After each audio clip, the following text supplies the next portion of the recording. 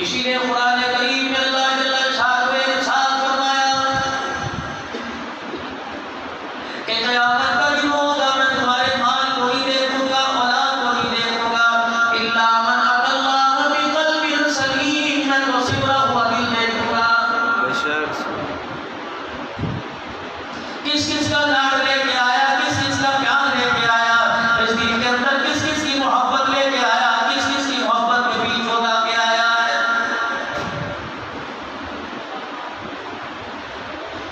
कोई तेरे दरवाजे पे दूध लेने के लिए आए, कोई तेरे दरवाजे पे सौदा लेने के लिए आए और कहे भाई ये दूध ले लो, ये सौदा ले लो, पानी ले लो, तो मेरे अजीजों उसे कौन अकलमंद कहेगा, उसे कौन अकल वाला कहेगा जो भरा हुआ बर्तन पानी का, भरा हुआ बर्तन सारस का लेके उसके पास चला जाए और कहे इस बर्तन के अंदर ये चीज डाल दे, कहेगा अगर तुझे नजर नहीं आता तो मुझे नजर आ रहा है, ये तो बर्तन पहली चीजों से भरा पड़ा है, खाली बर्तन लेके उसमें और डालूंगा।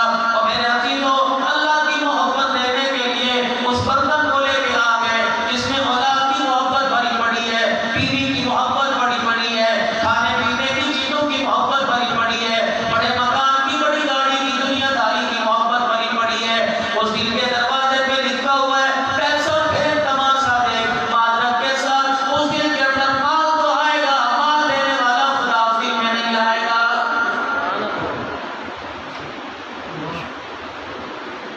अल्लाह की मोहब्बत लेने के लिए मेरे चांद अपने दिल को खाली करना पड़ेगा और दिल को खाली किस तरह करना पड़ेगा। हज़रत सहाबा इकराम रिज़वानुल्लाहि तआला अलैहिम अजमईन जब रसूल पाक सल्लल्लाहु अलैहि वसल्लम की महफिल में बैठे होते हैं, आप मैं घर से निकलते हैं, बीवी को पता है नमाज पढ़ने के लिए गया, बीवी को पता है मस्जिद के अंदर काम करने के लिए गया, रोजे के लिए गया, चिल्ले के लिए गया, दर्स कुरान के लिए गया, तालीमी बालगा कोरस के लिए गया है, घर का दरवाजा बजा, बैल बजी, पूछा कौन है, फलां साहब आए हैं, अजी घर वाले कहाँ हैं, अजी दरवाजे पे इंतजार कीजिए, अगर आप खड़े नहीं हो सकते मैं बैठक बोलती हूँ, नमाज पढ़ने में 5 मिनट के अंदर अंदर आ जाएंगे। अल्लाह अकबर, वो ज्यादा देर बाहर नहीं ठहरते, मस्जिद में नहीं ठहरते। अगर दूसरे ने दरवाजा बजाया और पूछा तेरा घर वाला कहाँ गया है, अजी बाजार गया है, कब आएगा, कह के गए थे अभी आज हूँ लेकिन पता कोई नहीं, अगर वो कोई काम याद आ गया अभी आ जाएगा, ये शाम को आ जाएगा, ये कैफियत आपको मुझे बदलनी पड़ेगी। सहाबा इकराम रिज़वानुल्लाहि तआला अलैहिम अजमईन के दरवाजे पर आता और कहता तेरा घर वाला कहाँ है, फलां नबी का सहाबी कहाँ है, कहती अल्लाह के घर में गया, रसूलुल्लाह के पास गया है, कब आएगा, कब भाई उसका इंतजार ना करना, अगर रसूलुल्लाह सल्लल्लाहु अलैहि वसल्लम ने किसी को युके ना भेजा तो अभी आ जाएगा, वरना कह के गया अगर नबी करीम ने भेज दिया इंतजार ना करना, बच गया वापिस आ जाऊंगा, वरना मुलाकात हुजूर के होने को वक्त हो जाएगी। सुभान अल्लाह।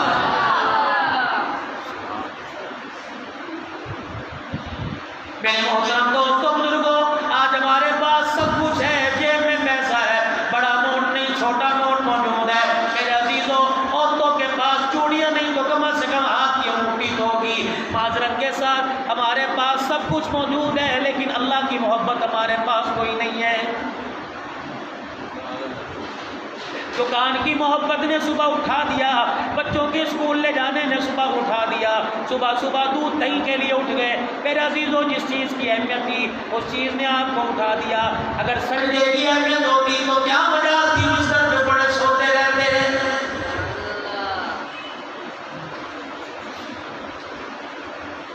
पहली अज़ान फजर की कान में आई, अस्सलातु खैरुम मिनन नौम।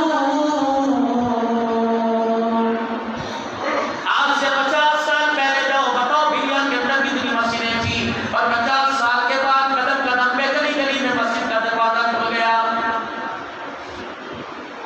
पहले घरों की छतों पे चढ़ के अज़ान की आवाज सुना करते थे, अब तो जिस कमरे में बैठे हो अज़ान की आवाज आ जाती है। लेकिन हाय मेरी बदनसीबी, पहले मस्जिदें कम थी, आवाज करने वाले ज्यादा थे, अब मस्जिदें ज्यादा होगी, आवाज करने वाला कोई नहीं है।